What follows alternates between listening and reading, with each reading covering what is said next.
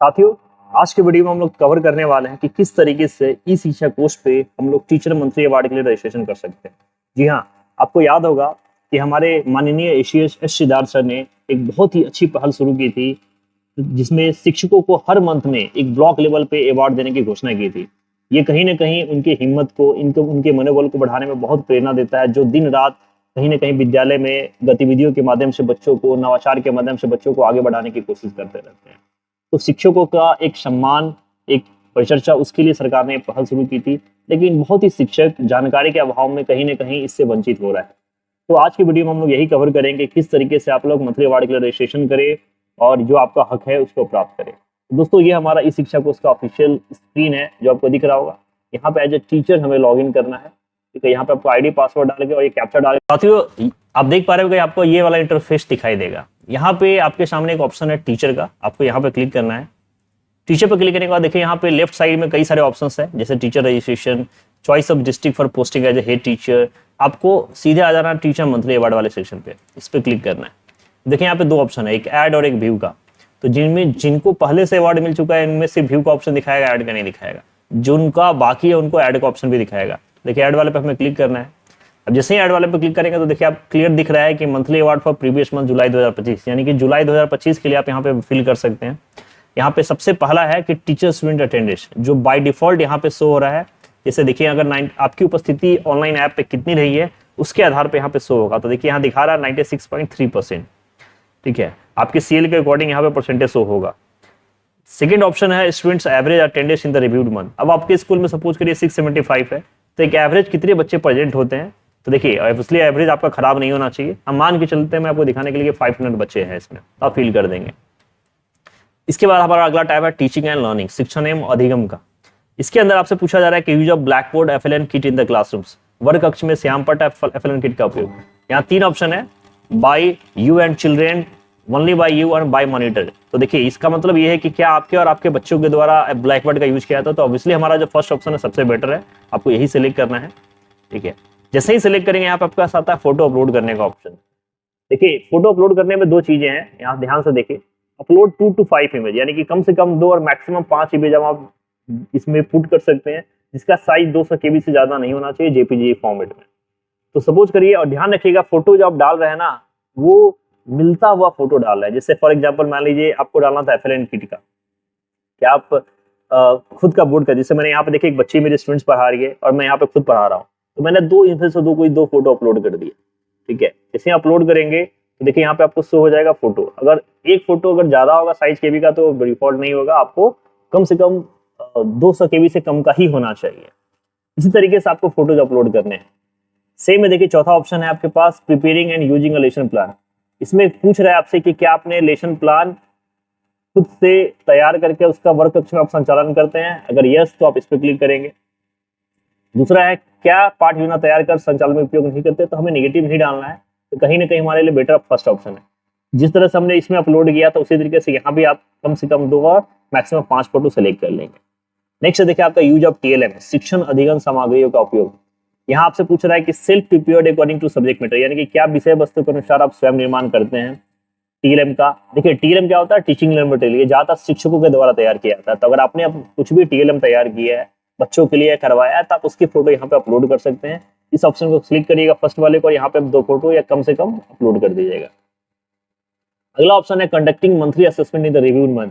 क्या आपने reviewed month में यानी कि आलोचना माह में मासिक मूल्यांकन का आयोजन किया, तो आपको पता है कि असेसमेंट तो आपको हर मंथ में करना है।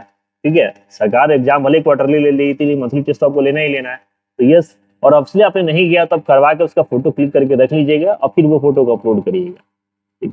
नेक्स्ट है आपका use of receive training in the classroom transaction. क्या आपने जो आपको ट्रेनिंग सरकार देती है समय समय पे, है ना, आपसे पूछ रहा है ऑलवेज, क्या आप उसका यूज करते हो क्लासरूम्स के अंदर एज नीडेड, क्या आवश्यकता अनुसार करते हो, दैट इज इट। अब देखिए यहाँ पे ये दोनों ऑप्शन सूटेबल है, ऑलवेज भी एज नीडेड भी।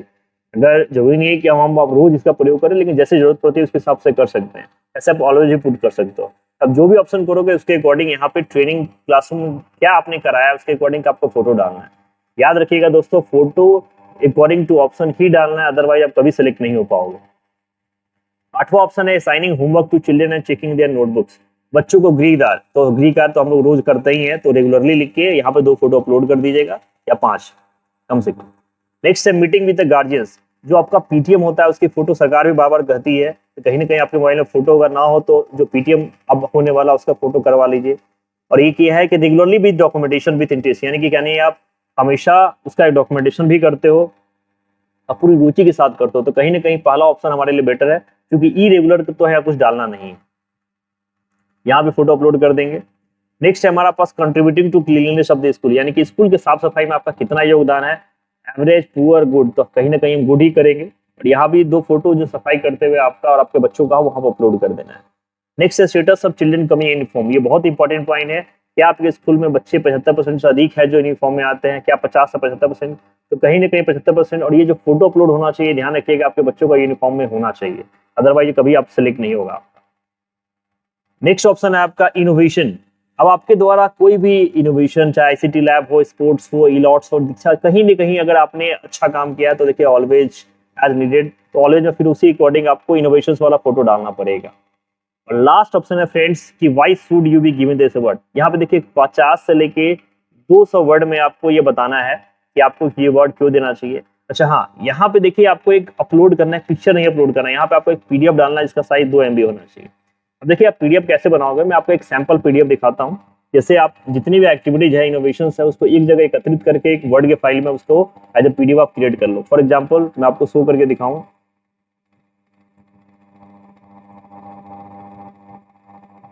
जैसे मैंने जो लास्ट मंथ में मुझे अवार्ड मिला था, मैंने उसका एक पिक्चर बनाया, मैं अपना डॉक्यूमेंट्स बनाया था, मैं आपको शो करके दिखाता हूँ।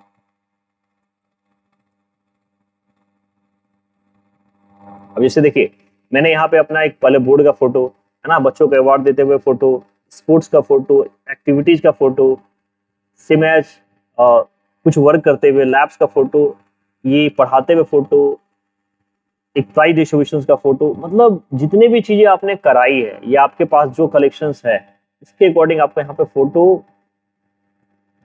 ठीक है। तो आपके द्वारा जो भी कराई गई एक्टिविटीज उसका एक जगह संग्रह करके वर्ड में उसको आप पीडीएफ में कन्वर्ट कर लीजिए और फिर उस डॉक्यूमेंट्स को आप यहाँ पे अपलोड कर दीजिएगा।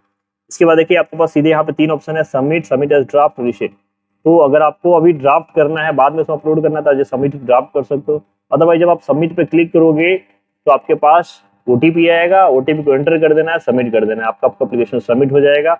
और याद रखिएगा ये 1 से 10 तारीख के बीच में ही होता है, 11 तारीख से नहीं होगा। और अंत लास्ट मंथ में, यानी उसी मंथ के अंत तक इसकी डिक्लेरेशन होती है कि किनका सिलेक्शन हुआ है। तो दोस्तों आशा करता हूँ आप लोग समझ गए होंगे कि किस तरीके से आप लोग टीचर मंथली अवार्ड के लिए रजिस्ट्रेशन कर सकते हैं। ज़्यादा से ज़्यादा संख्या में रजिस्ट्रेशन करिए, क्योंकि ये आपका हक है और कहीं ना कहीं हमारे आपके किए गए कार्यों का एक छोटा सा पुरस्कार जो सरकार चाहती है शिक्षकों को देना, इसका फायदा जरूर उठाइए। और इसी टाइप के इन्फॉर्मेशन वीडियो के लिए चैनल पर बने रहिए। मिलते हैं फिर से एक नई इन्फॉर्मेशन के साथ। जय हिंद।